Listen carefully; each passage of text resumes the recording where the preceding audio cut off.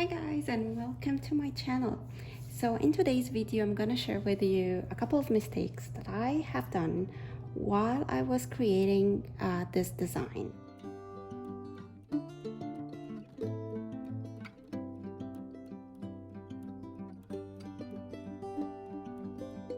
This is the first design for a wearable item that I have worked on.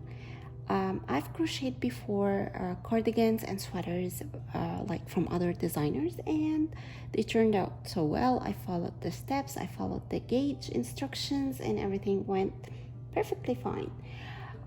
So I decided to create my own design or my own sweater, but unfortunately it didn't turn out the way that I wanted. So I want to share with you the mistakes that I've done so that you can avoid them in the future if you decide to design your own sweater pattern or your cardigan. So the first thing or the first tip that I want to share with you is make sure you have enough yarn of all the colors that you will be using or you are planning to use in your design before you start.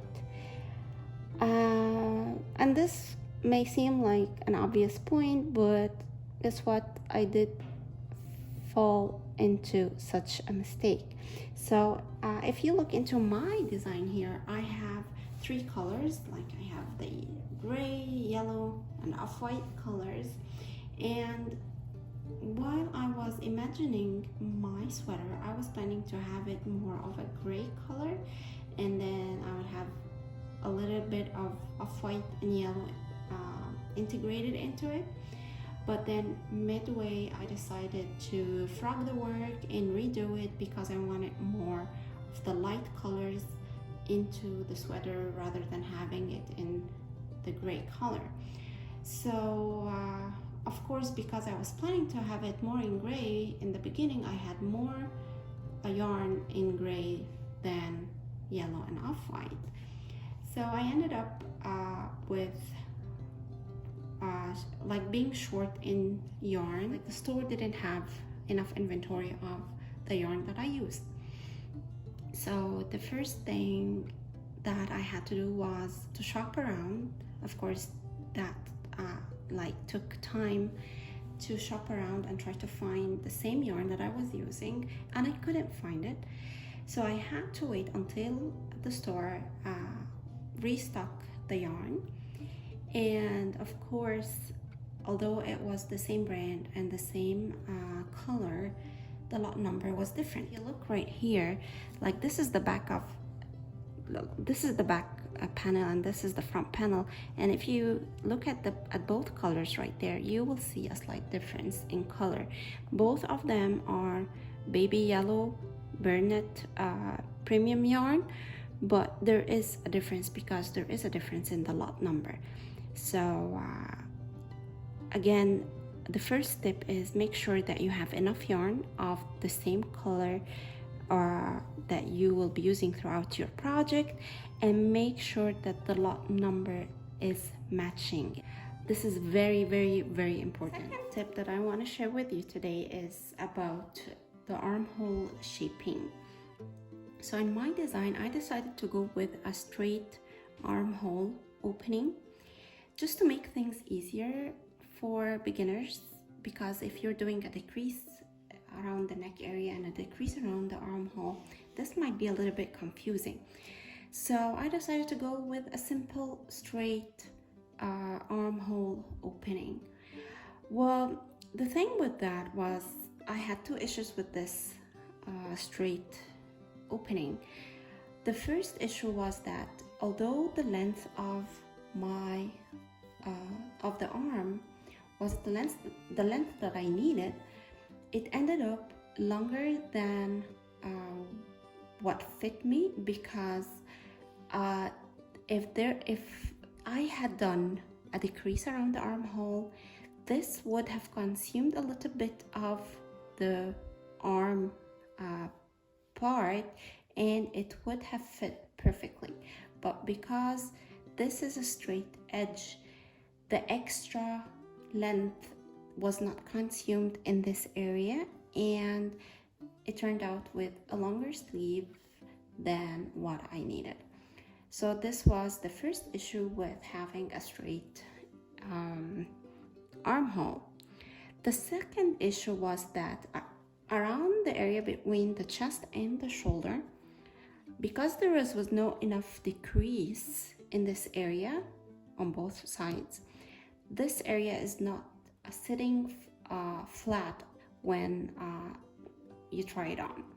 So a curved armhole, although decreasing, might be a little bit challenging for some people, but it is important. So don't go with a straight armhole if you can when you're designing, because it has, yes, it's easy, but it has its negative impact on your design.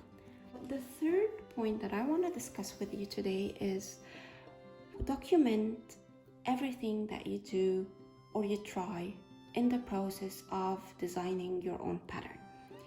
Don't say that you will remember.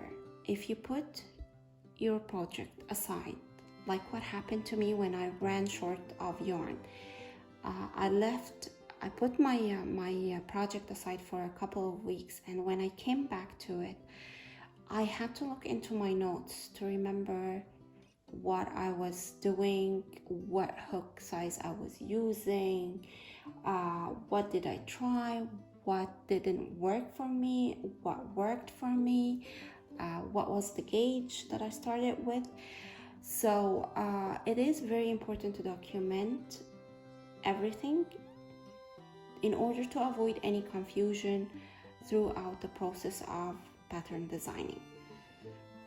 And the last thing that I want to mention is if you're not designing, if you are following a pattern to make a project like a wearable item, a sweater, a cardigan, a shirt, a dress, make sure that you test your gauge before you start. This step is crucial in having the final project matching the size that you want it to be.